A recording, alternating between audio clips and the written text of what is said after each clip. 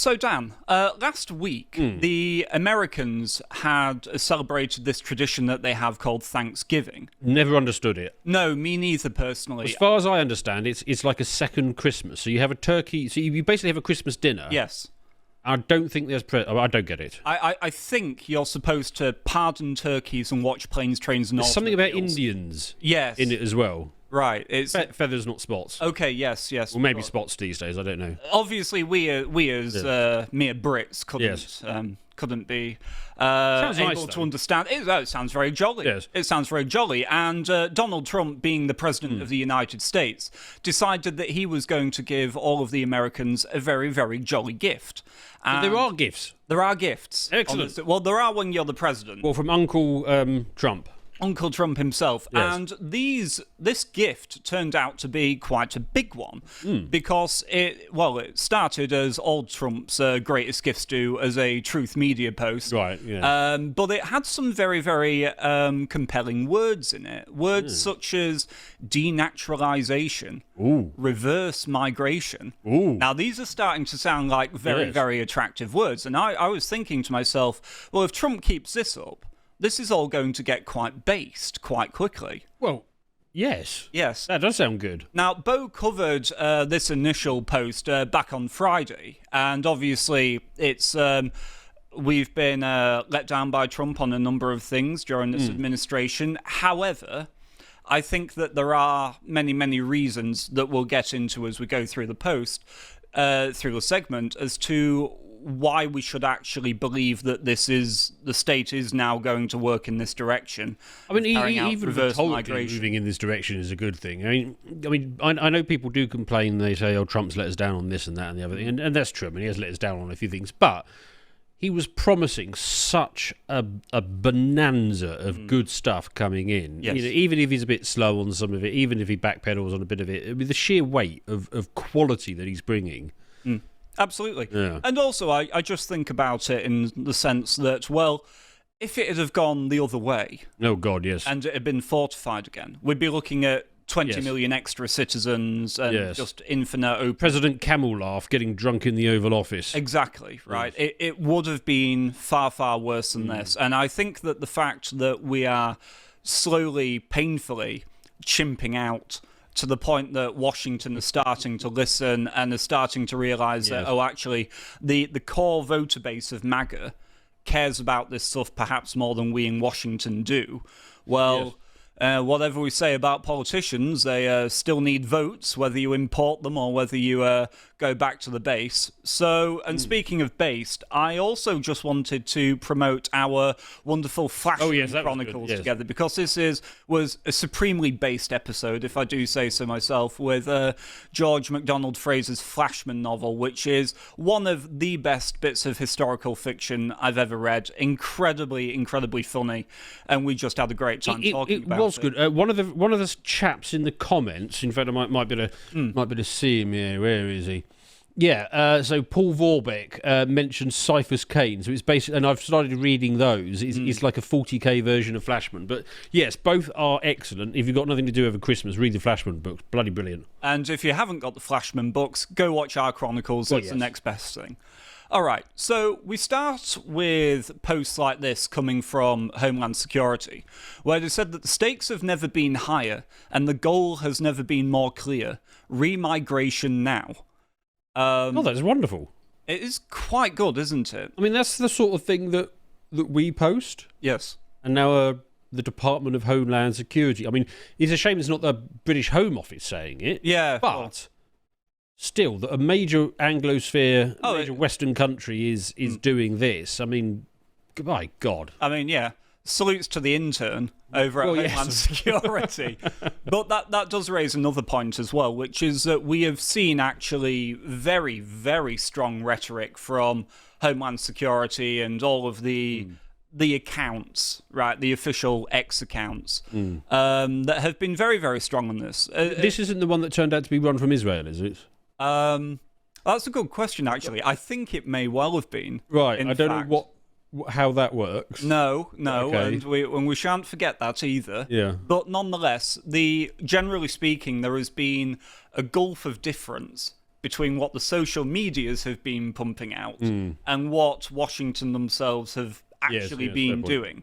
And so it was really only a matter of time to see which vision of America was going to win out. Was it the America of H-1Bs, infinity Chinese students filling up the universities, and basically watching everything WASP get sort of like paved over in favour of the new arrivals who are just as American as you are? Or... Well, I'm not very American. Well, not you specifically, but our good American audience. Mind you, I did once watch a poker game with Doyle Brunson and a whole bunch of other people, and they were arguing about how American they were, and Doyle Brunson basically won the argument by saying that he can trace his line back directly to the Mayflower coming over. At which point I thought, well, I'm even more American because my ancestors didn't even get on the bloody Mayflower. So there you go. There you go. If it's all tracing back to Britain, that makes me the most American man ever. Yeah. And so but then we had, as you can see here from last week as well, the Department of State giving not just a announcement in terms of American policy on mass immigration in America, but also the rest of the West at large, because we seem to finally be getting to the point now where the American state has calculated that actually maybe it's not in American interests to let Europe, as a key strategic ally, just commit suicide through mass immigration. Actually, perhaps we need these guys to deal with Russia or China or whatever threats may come. Well, and also just sentimental value. I mean, if they are an offshoot of our and they are an offshoot of British civilization, well, you don't want to watch your parents just go mad or... No. You kind of want to sheer sentimentality. Say, is this the tweet thread that they put out a couple of weeks ago that was just dripping baseness? Well, all the way through. I wanted to go through this in some detail, and so you can tell me if it was the post you were specifically thinking of. Just on your point about sentimentality, though, as well, I would just say, of course, that though that is a very good thing, that we have such a strong sense of kingship with the Americans, of course, just because we gave birth to their homeland and their civilization, and really we're responsible for everything good about them. The larger point, of course, is that that's not always a given. When you look at South America, for example, it's not like Argentina and Venezuela and Paraguay have any real great sense of loyalty to Spain, for example. And so these things only exist and last so long as we actually take care of them. So you want to go through this. It says, mass immigration poses an existential threat to Western civilization and undermines the stability of key American allies. Today, the State Department instructed U.S. embassies to report on the human rights implications and public safety impacts of mass migration. Yes, this is the thread that I'm thinking of. This is superb, this thread. That must have been when the Labour Party were reading about this, it must have been like, we better stay away from the American embassy for a while. Mass immigration is a human rights concern.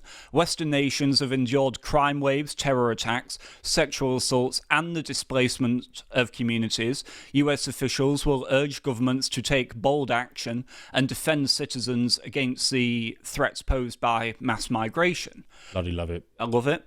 Officials will also report policies that punish citizens who object to continued mass migration and document crimes and human rights abuses committed by people of a migration background. These issues have plagued citizens of Western nations for years. In the United Kingdom, thousands of girls have been victimised in Rotherham, Oxford and Newcastle by grooming gangs involving migrant men. Many girls were left to suffer unspeakable abuse for years before authorities stepped in. Yes, and it's still, the state is still fighting justice for these girls. I can't say how happy I am to see the US speaking out about this stuff. This is just love it. Absolutely. In Sweden, of course, they've had untold numbers of their own. They give an example of an Eritrean migrant forcing himself on a 16-year-old girl and being allowed to remain in the country after a judge ruled that the incident was not an exceptionally serious crime. only in the last few decades would he be allowed to stay alive, let alone stay in the country claiming benefits. My thoughts exactly. And in Germany, 9 men, several of whom were migrants, were convicted for the gang rape of 15-year-old girl. And a German woman who insulted one of the rapists online was given a harsher sentence than the perpetrators themselves. Yeah, and we've been living in this environment. To be honest with you, being 28, it's the only environment I've ever known. God, that is depressing. I've only ever known injustice, just second-class citizenry. This reminds me of, wasn't that fable, The Emperor's New Clothes? Yes. But you get these insanities that go on and on and on, and they seem completely insane. But the moment the little boy speaks out and says the Emperor's wearing no clothes, everybody can see it. And we've had maybe 2 decades now of just having to pretend that this utter insanity is not only normal but the only way it possibly could be. And they're just blowing a hole in it here and just saying, no, this is obviously mad. Right. In just endless whataboutisms. Oh, well, you've got these rape gangs, but white people rape too. Therefore, let's just keep importing people who per capita do it more. I suppose, is the logic. But nonetheless, we're all very versed in this by now. US officials will now scrutinise policies in Western nations that give leniency to migrant crime and human rights abuses, or that create two-tiered systems that prioritise migrants at the expense of their own citizens. The United States supports the sovereignty of our allies and calls on governments to constructively engage with the growing number of citizen concerns about mass immigration. The United States stands ready to assist our allies to solving the global crisis of mass migration. Wonderful. What a slap in the face of Keir Starmer. Damn good thread. Bloody brilliant. So I don't want to be...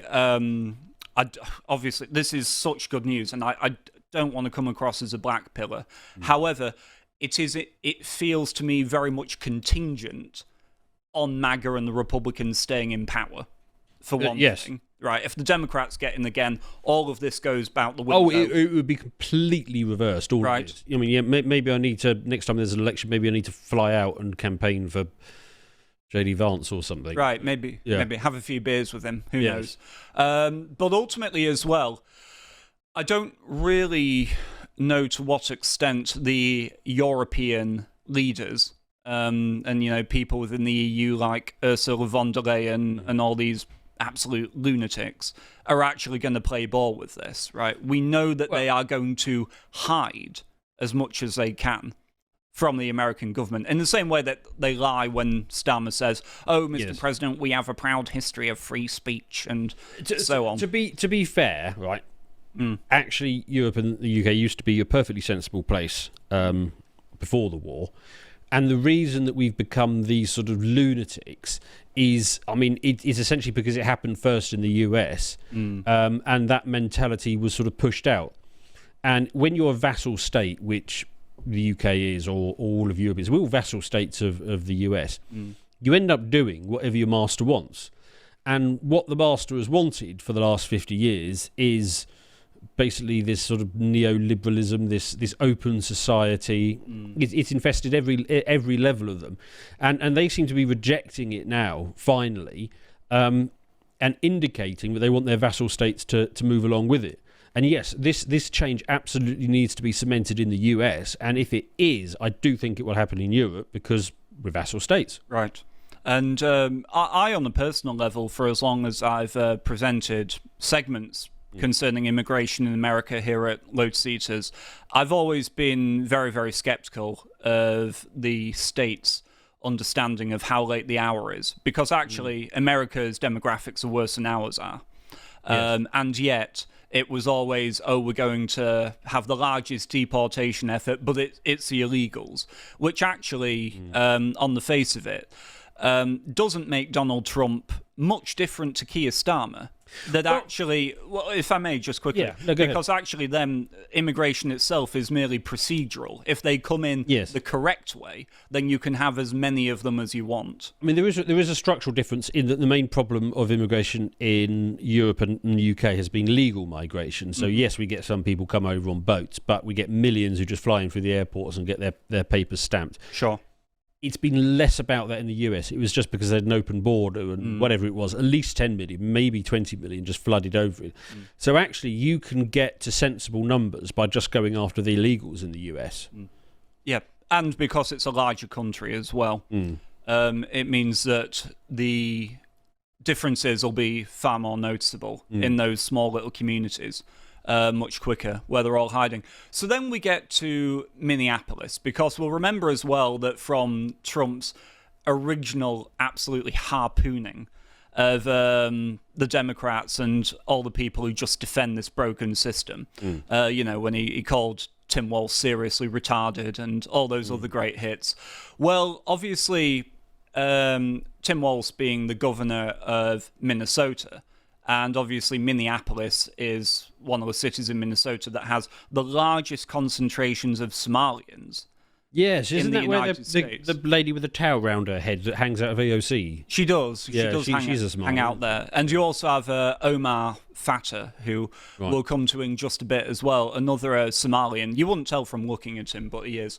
And he basically is also obviously very, very angry about the fact that this system might be stopped. But you've just got to listen to this from Jacob Frey. That's not American. That's not what we are about. And we're going to do right by every single person in our cities. And so to our Somali community, Daman Shabka, Somaliyed Kunul, Minnesota, Garahan, Minneapolis, Waan, Kuji, Janila High, Waan, Ku, Gereb, Taganahan. Now, I don't know about you, my favourite thing about that clip is actually just watching him struggling through the sentence, trying to say it. How many hours did he spend practicing that tiny little bit of Somali? But, I mean, this is bizarre, and it comes to something I wanted to talk about in time, but you don't need to treat people who are not US citizens the same way as US citizens. There is a fundamental difference. The US Constitution applies US citizens. You do if your entire politics is built around fetishizing foreigners, of course, and also trusting that they are your potential voter bloc for the future that is, of course, going to bring in the 1,000 years of glorious Democrat. I don't think they even think that far ahead. All they want to do is enrich themselves during their term and then to hell with the country after that. Well, and they've certainly been doing that, haven't they? We also have these chaps here who says that Minneapolis has the most vibrant Somali American. Again, to invoke Teddy Roosevelt, if you need the hyphen on it, then it's not American, to be honest with you. Community in the nation. The city works every day to ensure that Minneapolis is a welcoming place for all, regardless of immigration status. The city of Minneapolis itself just saying, it doesn't matter if you're illegal. This place is for you. I mean, bonkers. And also vibrant. I don't think that word means what they think it was. You can see they're really stretching the limits of the vocabulary to get around this. But let's have a look at this. Isn't that the guy who was competing against Jacob Frey for mayor? No, that is Omar Fatah, who will get. He looks like him. Yes, well, they do share a common background. So, of course, there might be some shared characteristics. But this is Kwarinle Ibrahim, and he abducted a 12-year-old girl. Oh, good. In Minnesota, and did horrible, horrible things. And St. Paul's Islamic Center wrote a letter of community support saying that he has not assimilated into non-Somali culture yet. Of course, the implication of that being that Somali culture is to do what he just did, and therefore wages the question, why would we risk taking a single one of you in our country? I mean, that is quite staggering, actually. I mean, they supply the logic that defeats their own worldview. Yes, but you have to bear in mind as well that they are feeling quite protected, given that they have the governor, the mayor, the attorney general, and basically the entire Democrat apparatus of Minnesota protecting them, right? You know, they're very much going down the Mamdani route of a Trump-proof society, just setting themselves up as a parallel society. Yes. Where actually... A collapsing one. Yeah. Where, you know, it's like in Britain where they say, oh, I'm just as British as you. I've got the passport and the papers to prove it. Yeah. They don't even care if you have the papers, you know, to go through with all of this. So just such levels of evil being protected here. And this is where we get to the chap you was talking about, Omar Fatah. And this is from yesterday, where he says, ICE have been seen all over Minneapolis, abducting our neighbours from the streets and their homes as a part of their operation. And then he obviously goes on to basically just give legal guidance to people who are going through this experience. And so the person he was trying to become, as you say, mayor of Minneapolis, but he actually lost out to Jacob Frey, I presume only because Jacob's Somalian had come up to such a good standard that they mistook him for one of them. I mean, I just love what ICE is doing. I mean, the heroes. I've got a few American pals, and I've been in touch with them and said, why aren't you joining ICE? Well, one of them's unemployed at the moment. Is like, just join ICE. What are you doing? Yeah, this is the opportunity of a lifetime. I mean, I suppose it's not open to me since I'm not an American. I'm not over there. But I mean, even if I was doing this over there, or I was doing some finance job over there, I would see if I could just do it part time at evenings and weekends. Right. Yeah. Yeah. Wonderful stuff. A little few hours at the weekend. I'd probably squeeze them in myself, to be honest with you. Yeah. But then let's have a look at the vibrant sort of people that we have in Minneapolis, shall we? Oh dear, that's a bit of a tussle, isn't it? It's pretty ugly.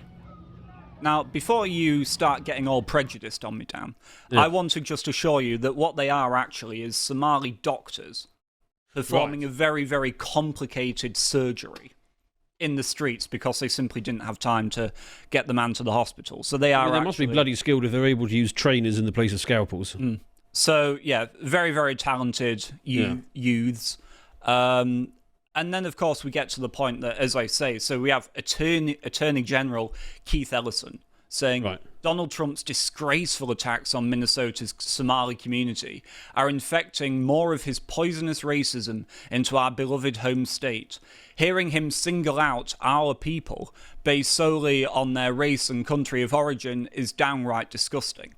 And so, as I have already stressed, they're all closing ranks now because they recognize the fact that actually, if the Somali community en masse can just sort of, Washington can just decide, actually, these people from this specific country are just incompatible and they've got to go, then of course that opens the door to untold numbers of countries that you can stack up against that criteria. I mean, it always used to be the case prior to, I don't know, 1964, probably the Civil Rights Act. I mean, it was a bit of a process. It always used to be the case that basically the entire Anglosphere, US included, explicitly made their immigration policy based on civilizational compatibility. Yes. So that meant if you wanted to go to, any of them, but US included, you had to be from an Anglo country or you had to be from Northwest Europe, because those were and it was quite explicit as well. And this is a power of the president and of Congress. And then what kind of happened is you had the Civil Rights Act, and activist judges started applying it to immigration policy. It was never meant to be for immigration policy. This was settled law. I mean, courts have been deciding on this for 150 years at this point. This is a power of the president and of Congress. And they just said, no, we're going to take the principles of the Civil Rights Act and apply it to basically the entire world. And without explicit sort of changes, this interpretation has become dominant. So now, sort of the US Constitution seems to apply to everybody everywhere in the world, even if they're not US citizens and they're just trying to get in. I mean, it's a mad interpretation. But, I mean, ultimately, it has to go back to some sort of civilizational compatibility. It does, and what's more as well, it needs to be, exactly as President Trump himself said, reverse migration. It's not merely enough to now stop the tap and stop people coming in from the third world. We also need to deport the people who have come in, right? They shouldn't have been here. It was all a mistake, as you've just highlighted there. This isn't what the intention behind America was.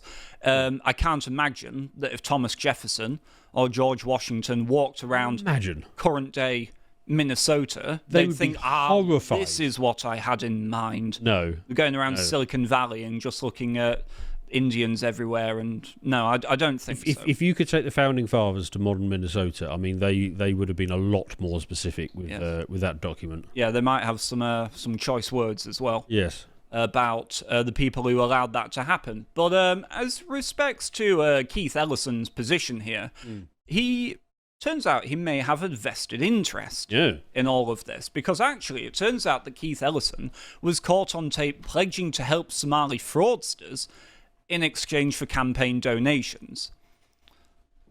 I mean, it's just one of those standard things with Democrats. I mean, obviously they do this kind of stuff all the time. Of course. Still, it's nice to catch them every once in a while. Not that he will face the slightest penalty for this. No. I mean, they prosecuted Trump whatever stupid number of times it was, like 73 times. And the one that almost got somewhere was somewhere they basically made up the crime in order to get him. Nothing will happen from this because the establishment is Democrat. Regrettably so. And also, really, from my point of view, look, it's very... ICE can go around, and they should go around, of course, deporting Somalians and people who have no right to be in the United States. Anonymous people, smaller people, of course, that no one's going to... But the high-profile people, the Ilhan Omars, right? You've got to get her out. You've threatened it enough, right? The social media accounts have promised the base. They've made this. They've made the signals. Now I want the action. Okay, get her gone.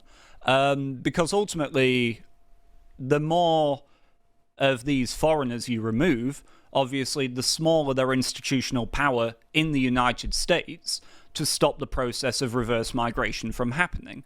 And there is an entire industry, of course, as we well know, of NGOs and who are entirely dedicated to providing legal protection for foreigners and simultaneously bringing over as many new foreigners as they possibly can. These have just got to go. I mean, they're laundering American taxpayer money through migrants. Yes. And also £1 billion, estimates of £1 billion have been lost in Minnesota. This is why Trump called Waltz. Might be $1 billion, but yeah. Sorry, $1 million, yeah. Old habits. Yes. But this is why Trump referred to Waltz as seriously mentally ill, because the £1 billion seems to have gone, basically been scammed by the Somalians of Minnesota over several years, ever since COVID. Yes. And some of it even seems that the money may have found its way into terrorist organizations. Oh, yeah. I mean, that's the thing, right? So, I mean, I did the numbers on this a while back, and you look at the sort of prevalence of terrorist groups within, the communities, not the community, the populations that have been flooding into America across that southern border. And you think about, okay, what is the typical cell size? How prevalent are they? And I came to the conclusion there can't be any less than about 2,000 terrorist cells that came in through the southern border when Biden was in command. Yeah, staggering, absolutely staggering, deeply reckless. And so I really did think that we should just simply play Trump's rant at the very, very based rant at. And they contribute nothing. The welfare is like 88%. They contribute nothing. I don't want them in our country, I'll be honest with you, okay? Somebody would say, oh, that's not politically correct. I don't care. I don't want them in our country. Their country is no good for a reason. Their country stinks, and we don't want them in our country. I could say that about other countries, too. I can say it about other countries, too. We don't want them to hell. We have to rebuild our country. Our country's at a tipping point. We could go bad. We're at a tipping point. I don't know if people mind me saying that, but I'm saying it. We could go one way or the other, and we're going to go the wrong way if we keep taking in garbage into our country. Ilhan Omar is garbage. She's garbage. Her friends are garbage. These aren't people that work. These aren't people that say, let's go, come on, let's make this place great. These are people that do nothing but complain. They complain. And from where they came from, they got nothing. You know, they came from paradise, and they said, this isn't paradise. But when they come from hell, and they complain, and do nothing but bitch, we don't want them in our country. Let them go back to where they came from and fix it. I agree, Donald. Bitching is bad. It is so superb. I mean, I'm just casting my mind back to how I felt over COVID. I hated that period. Because not only was I being shut inside, but every time I kind of listened to, because I listen to news a lot, obviously, and that's why I've ended up doing this. And I'd listen to the sort of cultural conversation, and it was just sort of turbo-cancerous leftyism all the time. Yes. Twitter was censoring, YouTube was censoring, everybody was censoring. Everybody in any position of power was just throwing turbo woke communism at me 100% of the time. It is so nice and so refreshing to hear a world leader just talk normally and sensibly and civilizationally. I agree. I mean, to totally second your point on that as well, I agree with you about that particular period, and it's mad to think it was only half a decade ago. Yeah. But even back then, in 2020, at the absolute peak of the craze, it genuinely felt like that was the world that we were going to live in forever, right? There was something about it that I remember just in my heart at that time, I thought to myself, you know what, I think they've beaten us. I can't see a way out of this. Over these past 2 years, I have really changed, right? I am far more optimistic now than I ever have been, to be honest with you. Things are moving so fast. And to be honest with you, just all of this kind of blindsided me in a way, because there was no real indication that this was on the horizon. Yes, ICE was still going to go about and deport Biden's illegals that are coming through the border and everything, but the larger demographic question, the question of the actual standard of heritage Americans. Well, that's because you're on the right, and people on the right are so used their entire life to hearing right-wing politicians promise them things they want and then not do any of it. Yes. You just get conditioned. You just accept it. That's what they're going to let you down. But you presented some great rhetoric. I'm hoping this also leads to sort of great action as well. Well, we're about to come to that, actually. Ooh, okay. So we have a list of 19 countries that have been announced for the full suspension of immigration and naturalization, and these countries are Afghanistan, Burma, Chad, Republic of Congo, Equatorial Guinea, Eritrea, Haiti, Iran, Libya, Somalia, Sudan, Yemen, Burundi, Cuba, Laos, Sierra Leone, Togo, Turkmenistan, and Venezuela. Now, I'm not suggesting for an instant that those countries shouldn't be banned. I just think it's quite a short list, actually. Well, yes. I mean, it's a damn good start. I mean, all of those are, I would say, are fairly obvious. I mean, Iran is a shame. It's a shame what's happened to Iran, because actually the Persians, I mean, they're not particularly bad people, and they do work hard, and they do. No, I like some of them. Yeah, they can produce quite smart people. That's a shame. I mean, a lot of the other ones you just don't want to go anywhere near. And Venezuela, I mean, that's also a bit of a shame. I remember my mum telling me that when she was a teenage girl, the chat amongst the lasses were, you know, let's hope we can bag a Venezuelan man, because back then Venezuela was like a byword for sort of rich and wealthy and suave, and because they had all that oil money, but then they contracted socialism. And they've just absolutely destroyed themselves. Sounds pretty terminal. So there's only 2 countries on there that I think have some potential, but not with the systems that they have, not with the governments they have. So yeah, good list. But yeah, I agree with your point. Why is it 19? Why can't we swap those digits around at least? Well, in the original post, of course, he said that we're going to have a full ban on the third world. And of course, the third world is larger than 19 countries. Now, obviously, the most egregious point, and I agree with the Stetka here, which is just that it's not a coincidence that Trump's life was saved by turning his head to look at a chart about mass third world immigration. God saved his life so he could fulfill his mandate from heaven. His mandate is to ban all third world immigration and save the country. That is the mandate. That is a good framing. I like that framing. I like it a lot as well. Yes. And so, because really, even those countries are a good start. Of course, there are countries on a technical level that aren't necessarily counted as third world anymore, such as India. Now, India is, of course, as we know, a country that... how do you personally feel, Dan, about the Indians who've come to the United Kingdom? Like, would you say they've been...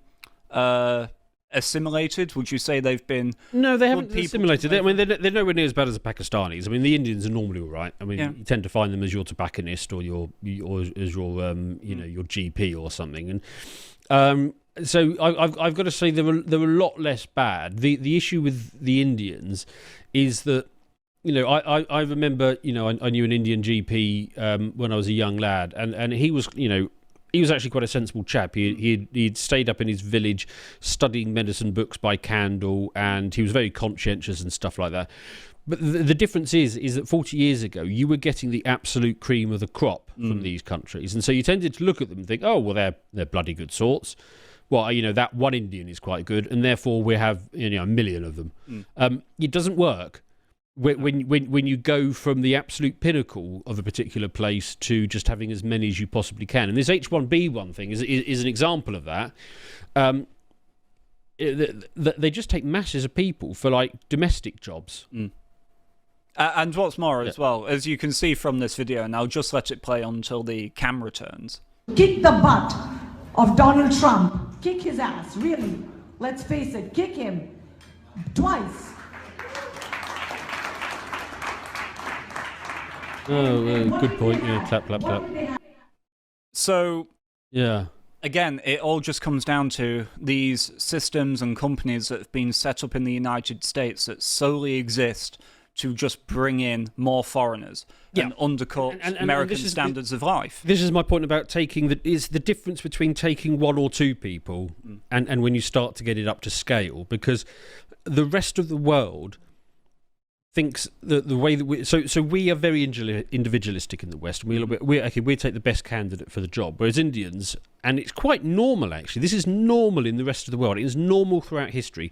They say, okay, well, let's pick the best Indian for the job, or my cousin, whatever. Yeah.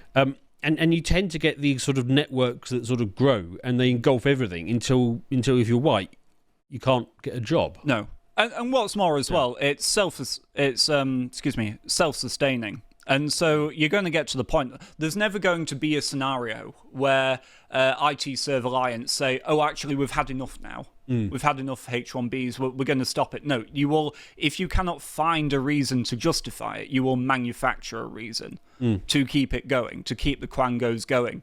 And so ultimately, there are signs of positive movement as well, which is that it's mulling expanding the ban to 30 third world countries. And so my advice to Americans would merely be that this whole episode is a very, very positive, surprise from my point of view. It's a very, very positive direction. Keep chimping out. I had a look at the list of who that might be, and apparently they're considering adding Pakistan. I mean, obviously. Iraq, Nigeria. Thank goodness we don't have a Nigerian ban in this country, otherwise the leader of the Conservative Party wouldn't be here. So Ethiopia, again, obviously. Democratic Republic of Congo, South Sudan, Bangladesh, Mauritania, Mali, and Mali is just proper jihadi insurgency. Niger. Sorry, you got to pronounce that one carefully. And then there's a whole bunch of other ones, but I won't tell you the rest because it's basically the rest of Africa. Yeah. Again, this comes back to my point that the Anglosphere used to say we just want. Well, they didn't say white people. What they said was Anglo and Northwest Europe. You can go if you're from Australia or Canada. And, well, Anglo and the point is that when they got rid of that, they're now having to recreate it. Yeah. They're just gonna have to go back to, step at a time, get back to what actually worked, because the United States was a wonder. I mean, all of Europe, UK, and America were wonderful places in the sort of 60s. I've heard 50s and 60s. Yeah. And then they changed the immigration rules, and it all started falling apart. Well, along with letting women into positions of senior power and stuff like that. But what the West is going to have to do is rediscover civilization and realise why their great-grandfathers did all the things they did. I absolutely agree. I do have just one more concern as well, which with respect to the American state basically residing over Europe and just looking at them. Like, don't get me wrong, we need a damn good looking at, of course. We need an inspection of all the corruption and the injustice that's been going on over here. But one, as I said, it's entirely conditional on the Republicans, on MAGA staying in power in America. And that can all be changed in exactly the opposite direction, as we had it under Biden, very, very quickly. And the other thing as well to say is that it's not merely enough to have the outside force of America come over and say, we've decided we don't want you to do that anymore. The understanding of the error has to be in the hearts of the Europeans themselves. Yes. They need to understand that what they are doing is suicidal. Well, because if they don't, we're just going to pick up the knife again and start cutting ourselves. Yes, and that takes us back to the sort of point that you started at with the beginning with. The MAGA, they clearly want Europe and the Anglosphere to get their house in order. Well, of course, even if they did limit immigration just to the Anglosphere and Northwest Europe, if those countries themselves don't have borders, it's effectively just creating a back door. Yes. So, I mean, you presumably don't want to move to a system of zero immigration. But if you're going to have any sort of sensible immigration system, you need the countries that you're immigrating from to also have sensible immigration systems. Otherwise, you're just going to be rerouting Indians or Pakistanis or whatever it is. And what's more as well, we don't want to be losing Europeans. No, to America. We need people here, right? Oh yeah, I mean exactly. I mean, I would make the case for staying in Britain and fighting here. Well, as would I. Yeah, patriot. Yes. All right then, ladies and gentlemen. So some very, very encouraging news, I think. Like I say, do continue to chimp out because it seems that actually those in Washington are beginning to hear. And let's hope that, as we say, why stop at 19? Why stop at 30? Right? We should be banning continents. Yes. Whole continents by the end of this year. That's what we want to see. So you've given a Thanksgiving present, Trump. Now give America a jolly good Christmas present as well. If you would like to watch the full uncut version that is also uncensored, head on over to lotuseaters.com to find out more.